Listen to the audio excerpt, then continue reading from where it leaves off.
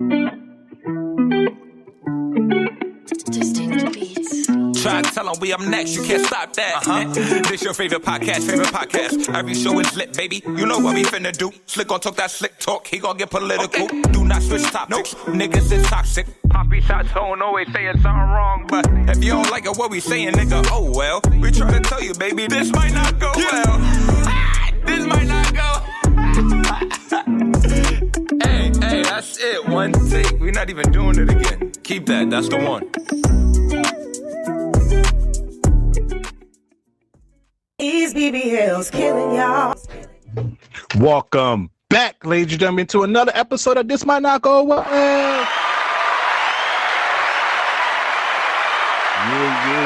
Yeah. Episode 130. We in the building. You already know who it is. It's the host with the most, B Breezy, aka Poppy Zone.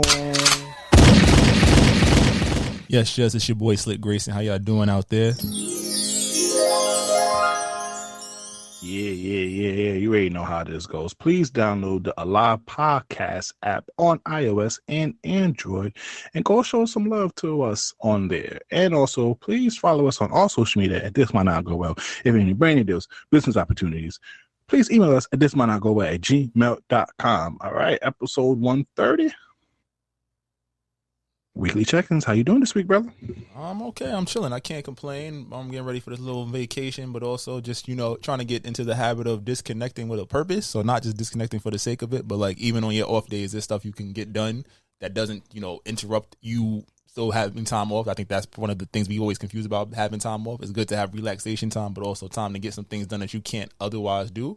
So I've been trying to, manage that these last couple of days, and it's been pretty productive. I started reading this book by David Goggins, Can't Hurt Me. It's pretty good, honestly. It's one of those things where, I guess the premise for anybody who's interested in reading it, he's a naval, a Navy SEAL would probably be not doing him enough justice, but he's very accommodated in the Navy, as well as he does like 100-mile marathons and stuff. And his big push is that like the only thing that's stopping you from doing what you need to do is you.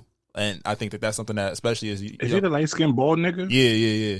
Okay, I know. So shout out to Jamie Tox. He put me onto this book a while ago, and I bought the audio book, but I never sat down and like played it or listened to it. So I'm like, as I've been relaxing or taking this time, I just threw it on, and it's like it's dope because the way they did the audio book is somebody's reading the book and they're doing a podcast at the same time. So like they'll go through a chapter and then he'll give commentary and background about that chapter and what the key takeaways is. So definitely the big thing is like, whatever you're trying to do, like stop making excuses. It's in your head. You figure out what those blocks are. You kind of remove those and you keep pushing. So I've definitely been enjoying that. But I'm chilling, man. How you feeling? Oh man, I'm feeling okay. Last weekend was big. Shout out to everyone who donated to the Bare Necessity campaign. We was able to raise over $700 and also able to give over 200 packages of Bare Necessities to people in the Bronx and East Harlem. So shout out to everyone who supported that community service project over here. And then also this week was been really good. Not too much work, and I've been getting a lot of stuff.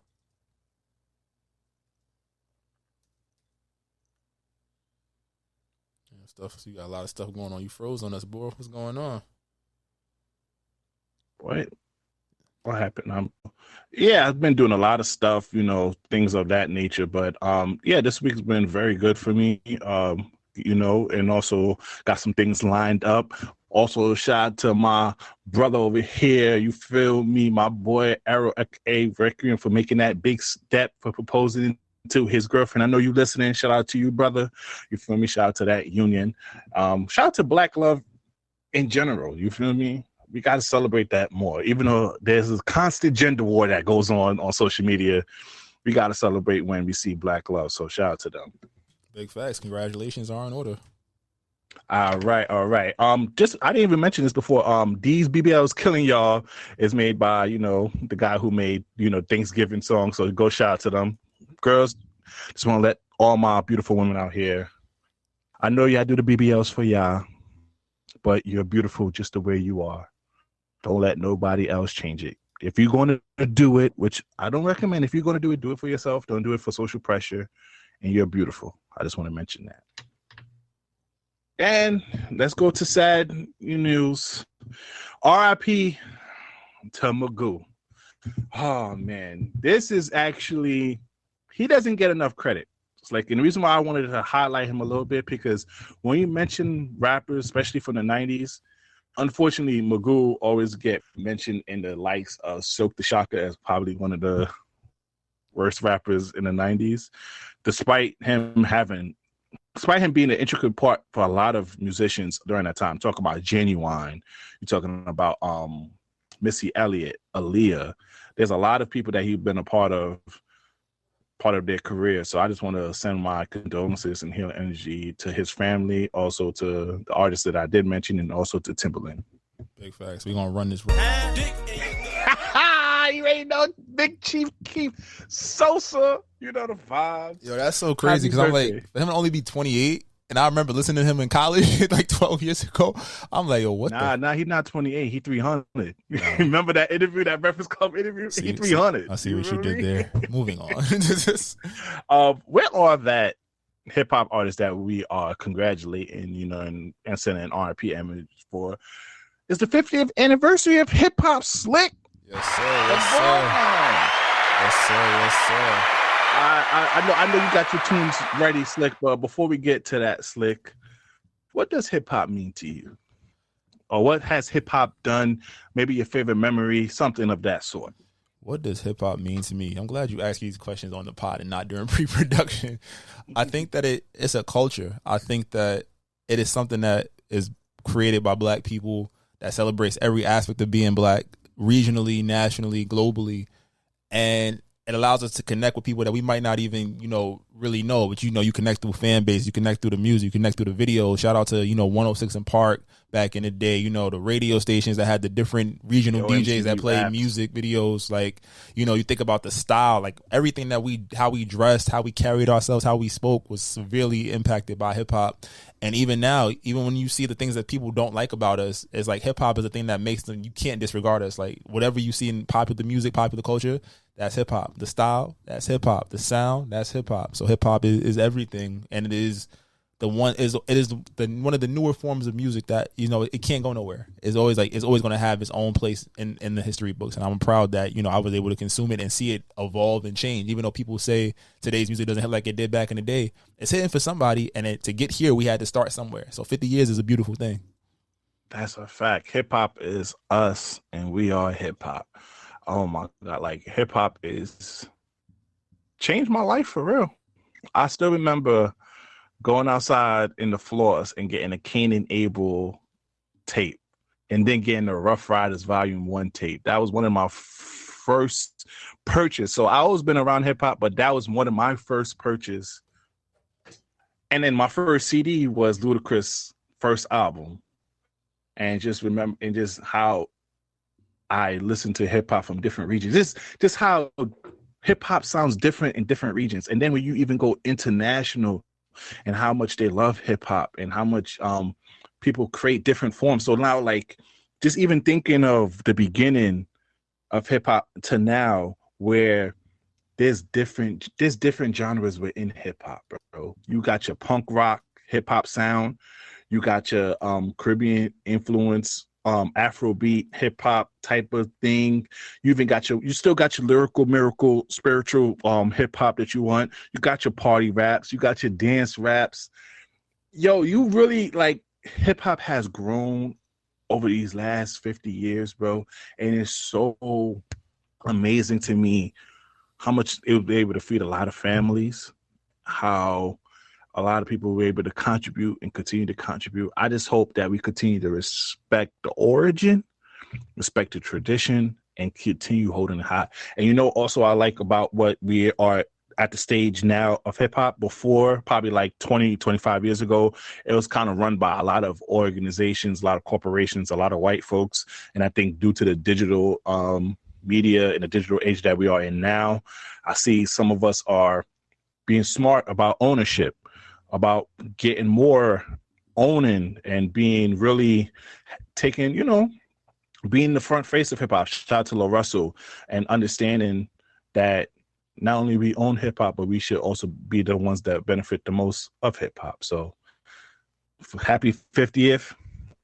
Cheers to 50th more. You feel me? Yes, sir. So I'm going to just play one of my favorite classic joints is LL Cool J, I'm Bad. Yes. Happy 50th hip hop. Put some respect on LL Cool J. I just saw his Breakfast Club interview. Yo, we don't put enough respect on LL Cool J, bro. He was one of the breakout stars of hip hop, really pushed the genre forward, and he from Queens. TV, movies, everything, bro. And he from Queens. Shout out to Queens. Queens get the money, but Brooklyn still running shit. You heard? Bow, the vibes. Rachel Zegler. I put this on this agenda real quick, Slick, because I don't want to do. We stay away from the red pill sort of format because we don't care about that. We want our show to be different. But her comments about the upcoming Snow White movie, Slick, kind of irritated my soul just a tad bit, Slick. So if you don't know, Rachel Zegler is one of the up and coming hottest actress or actors. I don't know what political correct is now in this game right now, and she's set to do a Snow White remake with what's the girl that plays Wonder Woman? Oh, Gal Gadot. Her fine ass. But she made this comment about what the remake about Snow White is. I just mean that it's no longer 1937, and we absolutely wrote a Snow White that is not going to be saved by the prince. She's not going to be saved by the prince, and she's not going to be dreaming about true love. Isn't that like the whole point of the movie? So like, what are we doing? Exactly. Shout out to I Am Dante. I have no problem with the feminist movement, female power, woman power. Go for it. Just go create a new IP, bro. Slick. Am I bugging? Just create a new IP. You are a strong woman. Make a lot of Disney princess that aligns with that thought. Even though there is a Disney movie, Brave. I don't know if you saw it. It's the princess who had red hair and part of the Viking crew. So there was already a movie like that symbolized women empowerment. But Slick, why are you taking such a classic film and remaking it into this structure? And I think what now is, and what I also seen from what I'm seeing from a lot of actors are, based off the Barbie success, this sort of thing is going to continue forward because they're seeing how much Barbie is breaking records and stuff. And I can see the general drive of this, and I'm just like, I don't mind that, but just create new IPs for it. You don't have to take away stuff that we have in our memories and reformat it to fit what's going on today. I feel it. I mean, I'm not going to stay under it too long. I definitely get the point of like, all right, there's already a Snow White, make a different movie. And I guess to Hollywood's point, it's easier to refresh something than it is to start something new. And if you're using a name, people will come out because they associate that name with what they saw. So I get it.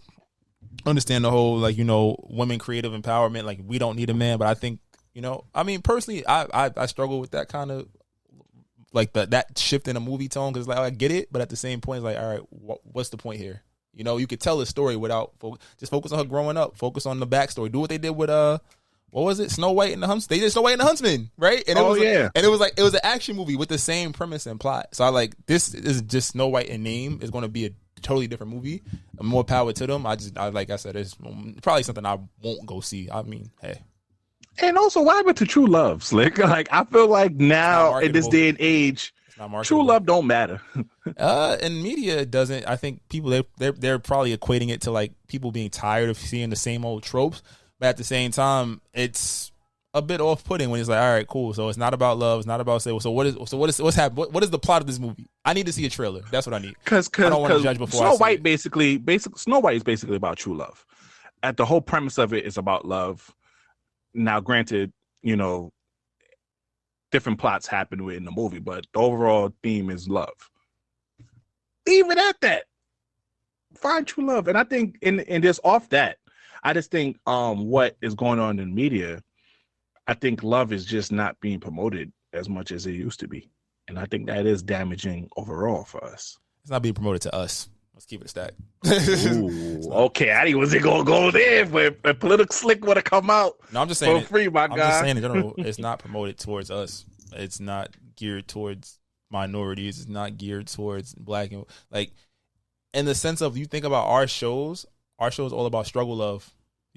Our shows are all about the pitfalls of love or, somebody having to make it to where they want to be before they, find love or like how love can be holding you back and whatnot. So I think that it's not we're not getting those stories. They don't. It's a dangerous thing to see.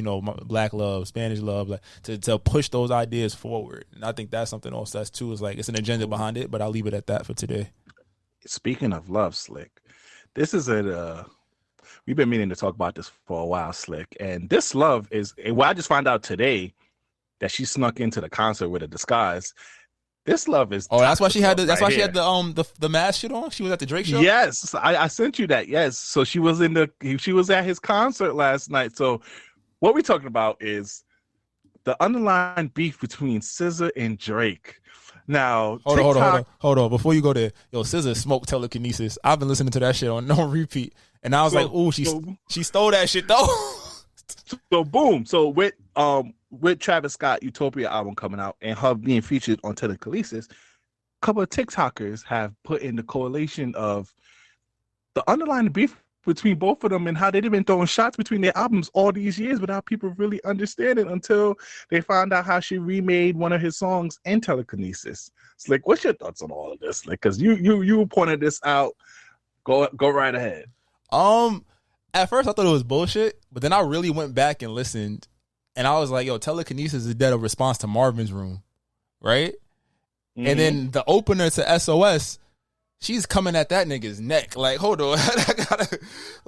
She was really on some like, I'm here. Like, they are not giving us the full story to how long they were together or what their relationship coincided with. But it's one of those things where it's like, God damn, like, hold on, I gotta get the album. Like, listen to this shit, bro. Like, she was literally at his neck. Like, bro, the telekinesis shit. If y'all haven't heard it here, this is gonna be episode. Don't even get me started. Hold on, don't even get me started. Wait, we play this real quick. What? Okay, you like it when I get aggressive.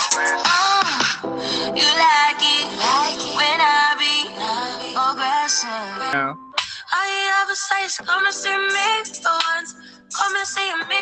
Nah, Slick. I did not put two to two together, Slick. Nah, I did not put two together, Slick. It was a lot of commonality, but I was like, God damn. So, I want to go look at the song credits because to sample directly like that, you have to pay somebody who wrote. So either they both writing for each other on the low, maybe they're like a secret couple, like it's one of them like undercover shit.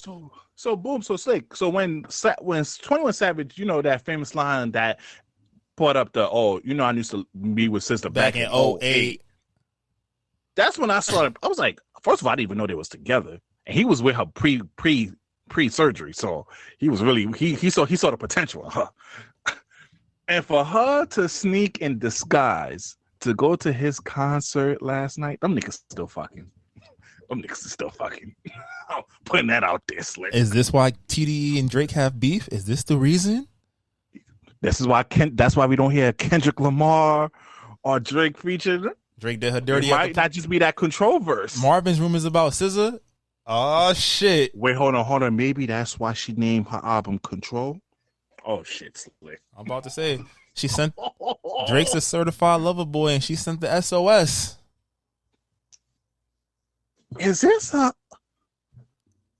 all this time niggas thought he was fiending over Rihanna, over here still crying over Rihanna, and it was Sza? Nah. Plot twist. We don't know. I mean, for all the dogs might be out next week, so we gotta see if he got any. Oh, he throwing shots. You tell me he didn't hear Telekinesis? He heard that. My boy got a bar in there for her. She took a jab, but then also said, "I still want to fuck with you. Like I'm not trying to fuck with these lame niggas." So regardless, that's not bad. Like what? Go ahead. Go ahead. I said, if you take a shot at me, but you still say you want to fuck with the kid, I'm like, so why are you talking shit? That can be some fire, some poom poom. Like, come here, girl. You was talking crazy on that record. You see how thick she got? I ain't gonna lie, you was hyping her up, and I was like, I wasn't seeing it, and I saw smile on her IG, and I was just like, I saw the potential. Okay. I seen it. Okay. That's one of the BBLs. I know I played that shit earlier. That one was done right. She paid for everything. That was done right. Side note, Kanye West, you 100% right, bro. I seen how fanned out Kim Kardashian was at the concert. You 100% right to be upset at this nigga Drake. She's over here singing the search and rescue song. My nigga was going up the steps. She looked like a thirsty. Kanye You're right, brother. I ain't gonna hold you. I don't like to agree with this nigga. You got something there. We gonna talk about you, Keke Palmer, later on the toxic topic. You ain't low too. We gonna get at y'all. But some people just need to get shot. That's all you gotta say. Let's get to sports before we get to our song of the week. NBA Hall of Fame happened, and this probably might be the best class that we had in a while. D Wade, Dirk Nowitzki, Tony Parker, Manu, and then you got Greg Popovich. I do not want to leave out the woman too, because we got to be all inclusive. What's her name? Was it Becky Hammond? Yes, you're correct, good sir. And I ain't gonna lie, this is probably one of the classiest NBA Hall of Fame as well. Just from D Wade celebrating his father, which was a beautiful thing, and I think that's such a great representation of what a black father means to a black household, and also just given how Dwayne Wade is with his two kids. I mean, actually 4 kids. He got 4 kids. My fault. I forgot the newest one and also the side baby. But just seeing how important just a black father is into that home is such a beautiful thing, and also just giving Allen Iverson the credit that he deserved, because a lot of people talk about Jordan, and Jordan deserved his respect. Jordan deserved his respect OD, but Allen Iverson is NBA culture for us. If you was a young dude in the early 2000s, you wanted to be AI. You wanted to wear number 3. You wanted an arm sleeve. You wanted cornrows with the headband, and you wanted tats. That's a fact. Most of us had all that shit. Besides tattoos, wasn't getting a tattoo in elementary school, but definitely had the cornrows, the arm sleeve. I remember going to play in white gyms, and they was like, "Take that shit off for what? It's not hurting nobody." Come on. And legendary getting his hair braided by his mom while on the bench. Just him, just being undoubted himself. Him just being a small dude in the NBA and just going after the big dudes. Crossover, like niggas was carrying a lot because of him, bro. Just obviously it was the culture, and for him to embrace D Wade and D Wade to love him. I ain't gonna lie, that whole NBA. What's your thoughts on the Hall of Fame this year? Nah, I'm gonna keep it short and sweet. Just it's a pleasure to see players that we watched growing up that shaped the way that we understood basketball receive their flowers. Pau Gasol, Dirk, Tony Parker, Popovich, Becky Hammond, D Wade. Great speech, like you said. So salute. But it also shows me he getting old, bro. We was alive for D Wade's whole career. Like I watched D Wade win the championship, and now he's retired. I'm like, damn, nigga, how old am I? Nigga, I'm gonna cry when LeBron James retired. LeBron is on a year-to-year right now. He about to get this 40,000 and be like, all right, we got one more shot at the ring, and what's happening with Bronny? Sending good energy to him.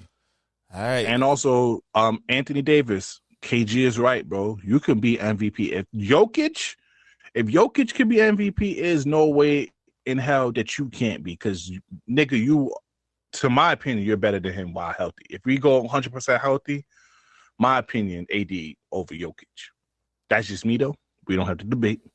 But you know who can debate? James Harden and Daryl Morey. I thought they was best friends, Slick. What happened now? Because he apparently a liar. He don't be part of no organization he a part of. Well, money ruins all friendships. Business and friendship don't go together too often. Essentially, what the streets is saying is that last year when James Harden opted out of his contract and signed a deal for $14 million less than he was supposed to get, it was with the, hint, hint, wink, wink, that he'll be getting a max contract this summer. So last year it helped the team get more players, and then this year he'll be rewarded. And I guess based on his play and the way he kind of flamed out in the playoffs, Daryl Morey said, yeah, about that. You ain't getting that 4-year, $250 million max. So Harden is upset. And I think it's twofold. As an individual, yes, I'd be upset if I had money promised to me and I took a loss for the team and then you don't follow up.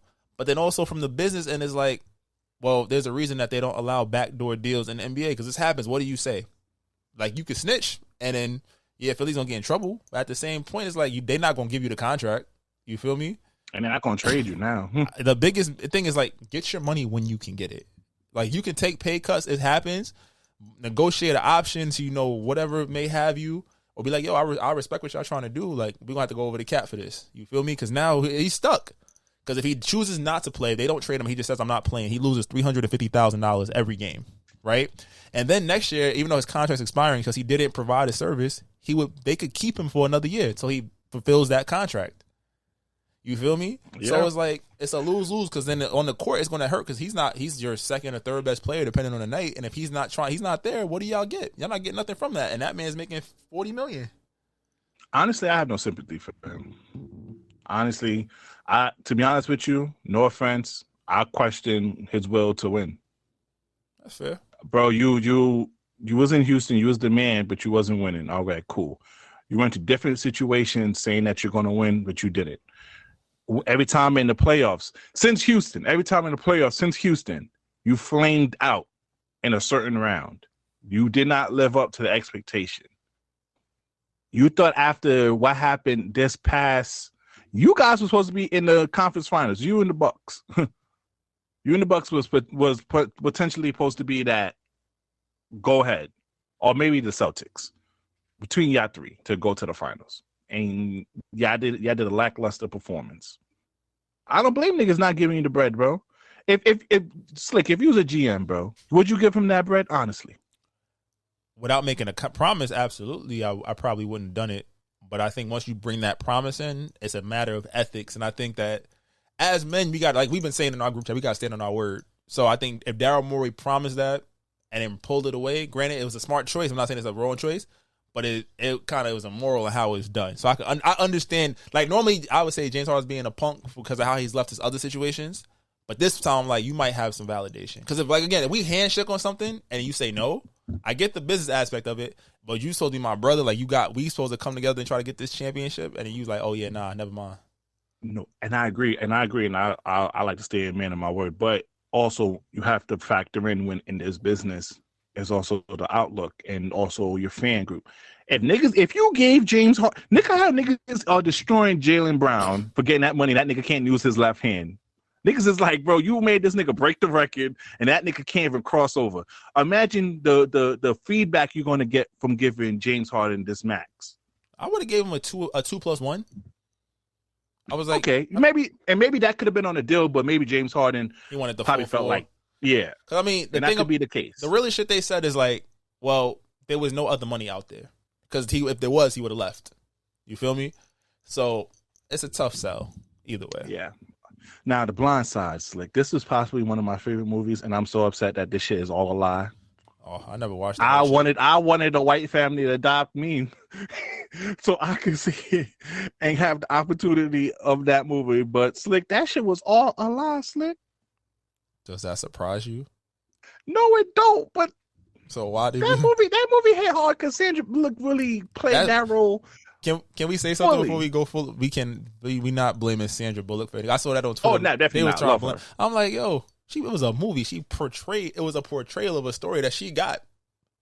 Right? So if you're unfamiliar, come on now, you know niggas still hate Tariq. I was just having a conversation at my man's celebration, and we had a whole debate about Tariq, and I'm just like, niggas really hate the character Tariq, and I think that might have went off to Michael Ray Jr. as well. So you know how niggas really niggas really take character serious. So maybe that could be the case. That's fair, but I also feel like, hey, well, if you haven't heard, Michael Oher, former NFL offensive lineman, protector of quarterbacks galore, his story is from The Blind Side. In this story, he was quote unquote adopted, as we thought, by this white family, and they advocated for him to, get into a good school and have opportunities to go to Ole Miss and get drafted. Turns out he was never formally adopted. Instead, it was a conservatorship. If that word sounds familiar, that's because that's a similar situation to what happened to Britney Spears, where her family oversaw her money and finances.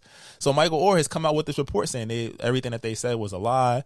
They, told you this to profit off of my name and my likeness, and that's wrong. And I think it is wrong. And I think I need more information before I go full tangent, but it's definitely disgusting how people take advantage.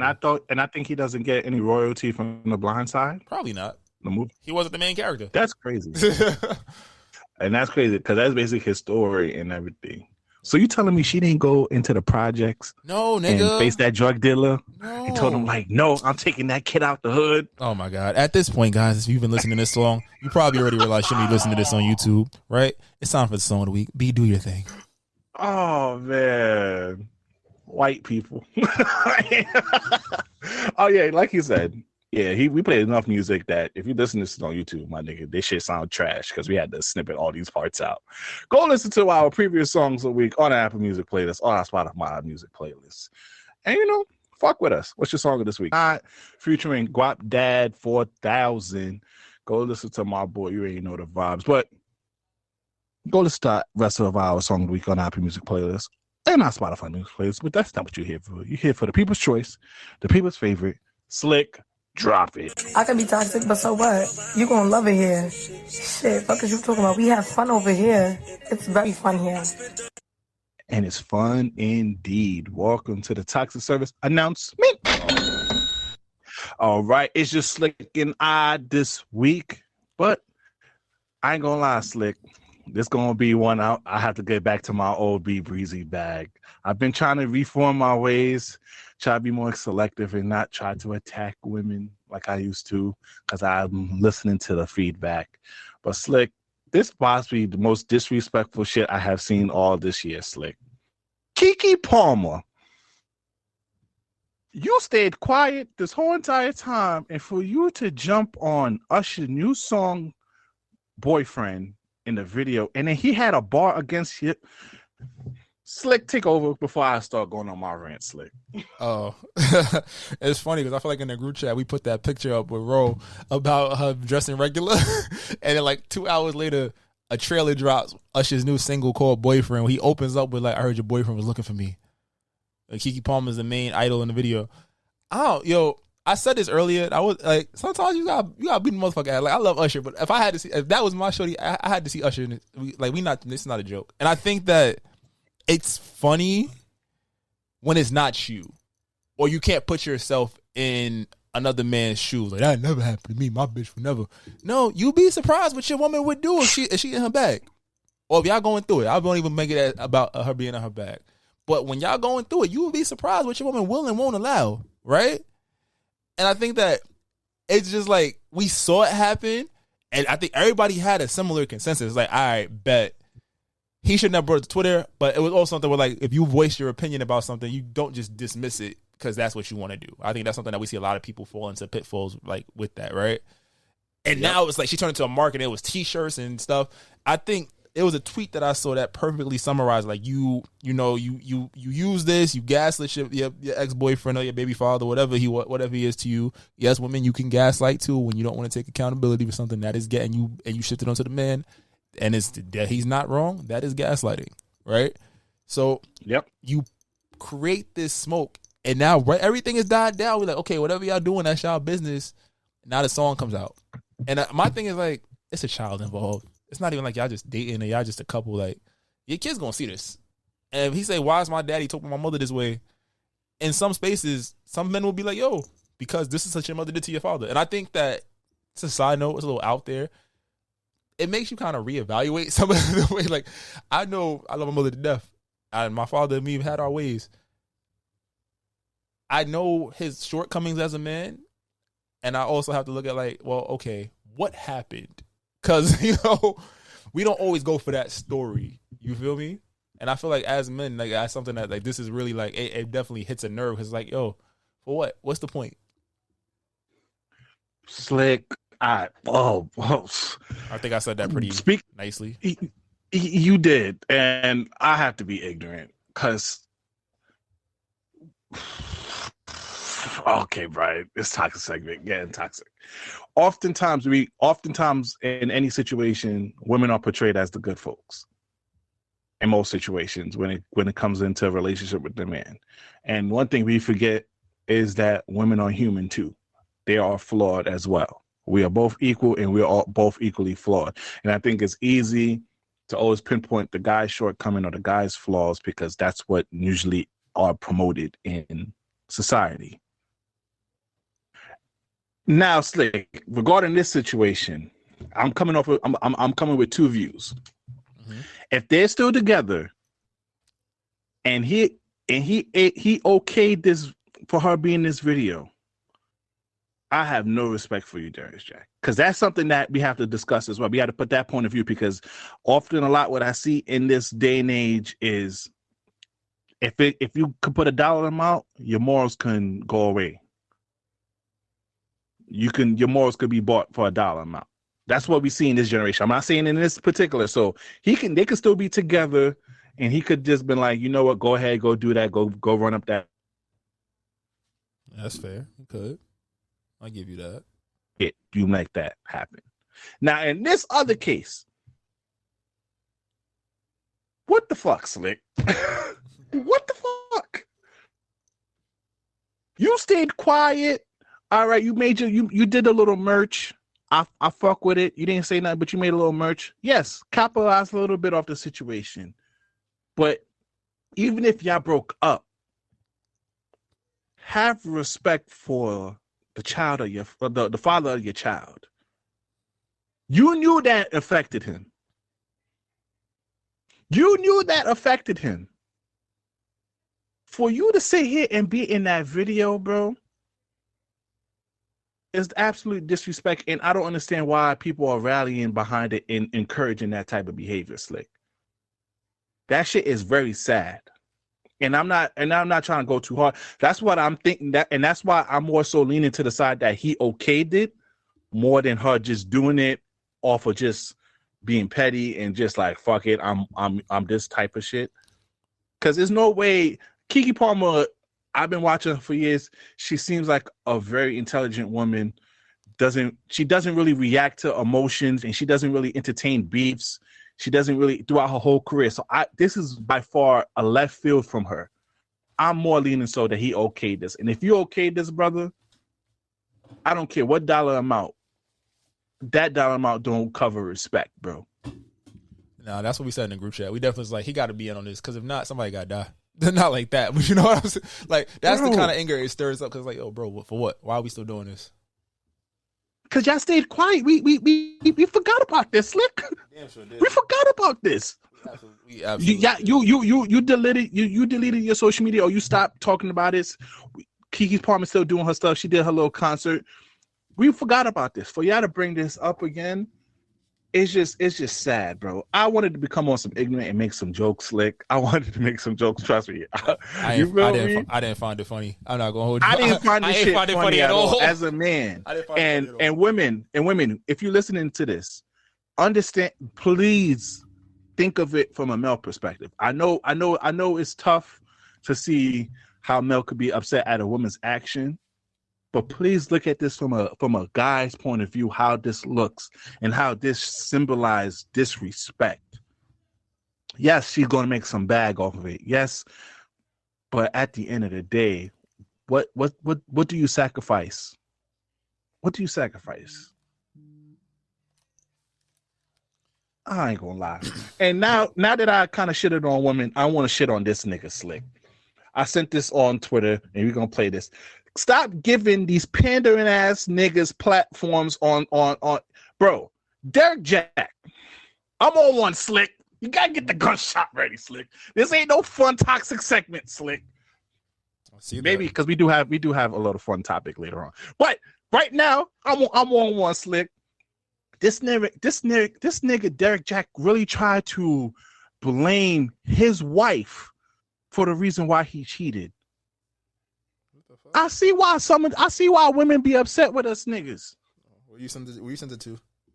I sent it on Twitter. It's an IG link. I see why women be saying niggas had the audacity, because as a man, I felt upset that he actually tried to blame him. Play it real quick. I don't have aggressive energy towards a woman except in intimacy. And so how I would express my affection oftentimes was aggressive. Like, I want to pick her up. Yeah. I don't just kiss her. I pin her up against the wall, put my hand around. I'm not trying to get graphic. Yeah. There's context here. So I come up behind her and hug on her, kind of aggressive. But that would make her really, really shut down. I ain't never been so sensitive to rejection, because we all get rejected. But this is the first time I felt that. And what felt safer was to go out and at least have friendships with other girls. Just the conversation felt like that nigga lying. Acceptance again. Mm-hmm. But those loose boundaries turned into no boundaries. So, if we continued to clash and she continued to pull away or what have you, and I'm not getting no answers or whatever, especially in my prideful state, I'm thinking, man, she got me effed up. So I'm over here doing the right thing, and she over here acting like I ain't nothing. So now there's a party tonight, or there's a girl on campus. The nerve of this nigga, Slick. The nerve of this nigga. That's wild. But Slick, this is the same type of behavior he got on niggas for. You realize he got on his platform and got on niggas about. and you did the same shit. You do realize that's how half these niggas get down. They say what people want to hear, not what they actually exemplify. They're not role models. They're not the model citizen that they preach about. I know women are being surprised that we really shit on. No, I'm shitting on this nigga. A shame on this nigga, bro. Nah, that was trash. Cause Slick, if now not justifying cheating, because we talked about this last episode. We don't justify cheating. Now, if this is like one girl or two girl, you know, he probably found comfort in, because sometimes you find comfort in other folks. That's how, you know, the work besties be fucking, you know, doing all that shit. Yeah. This nigga went on a whole cheating tour, my nigga. Wilding. He had double-digit women. And destroyed. So when did it stop? And destroyed his wife's mental. I think that's another part that, like, when you think about cheating, everybody thinks about the physicality of the act. The aftermath of the affair is always 10 times worse, because now you questioning yourself, everything you've ever felt and you've dealt with, like your insecurities are surfacing. You're comparing yourself to the other, especially if you find out who the people are. You're comparing yourself to the other people, like what they have and what you don't. We watched the video of how that young lady admitted to being distraught and struggling based off his actions. And I think the way that he tried to just like gaslight and turn that on her, that was disgusting. It was nasty. Like, I think had this shorty talk about she had a helmet of salvation over here. Yo, had this girl looking brazy in this on everything. Oh, that shit was trash. And for you to be pandering, and for you to be over here calling out brothers in their mistake, and for you to sit here and do that shit and then try to justify it, because mind you, we didn't play this part in the interview. I saw it. Before they got together, she got sexually assaulted. So probably that's the reason why she wasn't that. She didn't like to be touched. Openly affectionate. Yeah. And you knew that. And you still went on that. And then you still went on a parade on shitting on black men while doing your dirt. You're the worst type of nigga. He is the worst. I can't stand niggas like that. You pandering ass niggas over here getting the coochie and shitting on us. And this is why niggas like that are why we have a vicious cycle in this fucking gender war over here. Good shit, my nigga. You was ready for this one.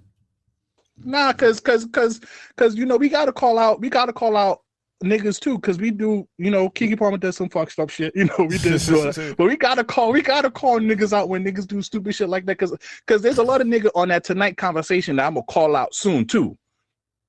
He pandering too. You next, nigga. Watch when I get that video, and we don't have enough time this episode, but I'm all you pandering ass niggas over here. I'm with it. All right, not to some funny topics, like, all right, would you smash a Powerlifter? What the fuck is that? All right, so Slick, I don't know, you're a big wrestling fan, right? Like, so what I fuck Rhea Ripley? Yes, absolutely. I would. I'd tear that white girl up. What? I'd tear that white girl up if I was single. She could pick my big ass up. She know what she mean. The way she be looking, I was like, fuck it, it's just a little bit of muscle. It's okay. We go to the gym together. Get me right in all ways, shapes, and forms. I ain't gonna hold you. And that booty looks soft too. I'm about to say, Rhea can get yeah. I ain't gonna lie, powerlifters, because you know sometimes I bitch can't look like Triple H. Powerlifters don't be feeling like, you know, niggas be attracted to. Girl, bring your muscle. As long as she's not walking around looking like Triple H or Scott Steiner, I'm okay. I was just like, wait a minute, you got way too many muscles. Hold on, you look like a nigga. What's happening? That's a fact. That's a fact. And if you are taking like steroids and HGH and shit, yeah, you taking that shit, then girl, you probably have more testosterone in your blood than I do. Then we gotta stop that. Oh yeah, Rhea Ripley. Hey Rhea, she's got engaged. Congratulations to her, by the way. But yeah, Rhea Ripley, that's some high grade milk. We gotta talk about emo chicks for real quick, because that's our character on. I don't know, them goth chicks be freakies. This is the part Let's talk about it real quick. This is the part where our paths divert. I don't have zero experience in that range, but you know, you never fucked the emo chick? No. Yo, they be ready to do whatever because they be so done with life. Oh shit, hold on. This is exactly why we don't go off the docket. This is exactly why. Yeah. Oh, you know what? Let's get to our want to go this episode out. Ooh, that was funny. I needed that laugh. Back to the commercial break. This week's choose one, Slick. Would you rather get beat up in front of your kids or get beat up by your partner's ex? Like my children? Like I'm talking about you getting dogged walking both scenarios. I'm talking about that nigga mollywop the shit out you. I'm just getting beat up by her ex. Like, I'm not getting beat up in front of nobody. Oh, that's fine. You ain't go ahead with my ass. No. She gonna find out that you got beat up by her ex. I'm gonna say that nigga jumped me. Fuck out of here. Like, he caught me lagging. Okay, no. You gonna have to get beat up in front of your girl. Like you know, like what you gonna call it? Remember all the scenarios that we said? Like you walking with your girl and you be like, yeah, you got a good one, and then that's when you trying to fight. Like, oh, fuck out of here, nigga, and then he dog walk you in front of her. It don't gotta be in front of it don't gotta be in front of other people, but just in front of your partner. Damn, all my kids. My kid's gonna have to not respect me. That's crazy. Oh, fuck. Yeah, my dad got fucked up. Man, I'll take them to Chuck E. Cheese after they be all right. My kids, fuck that. They gonna forget one day. Cause I'm like, you know why I'm gonna say my kids? Why? I can still fuck them up.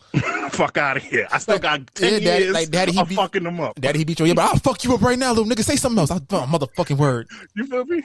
Yeah, go get steroid, whatever. Fuck it. He ain't gonna be here all the time, nigga. Fuck out of here. But now you getting fucked up in front of your girl. Yeah, that's anytime y'all never argue. Talk shit. You gotta be Derrick Jaxn in the house, my nigga.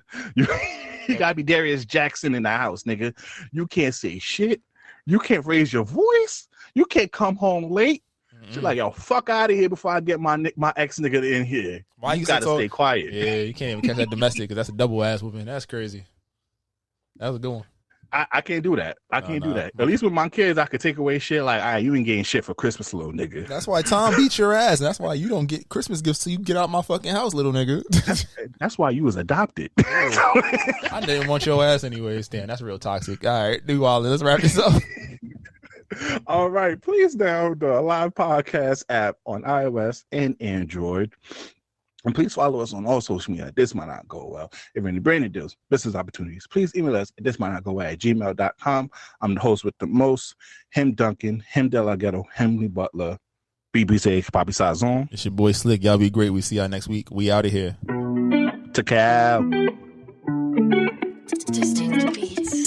Try to tell them we up next, you can't stop that. This your favorite podcast. Every show is lit, baby. You know what we finna do. Slick gon' talk that slick talk, he gon' get political. Okay. Do not switch topics, niggas is toxic. Poppy shots don't always saying something wrong, but if you don't like it, what we saying, nigga, oh well. We try to tell you, baby, this might not go well.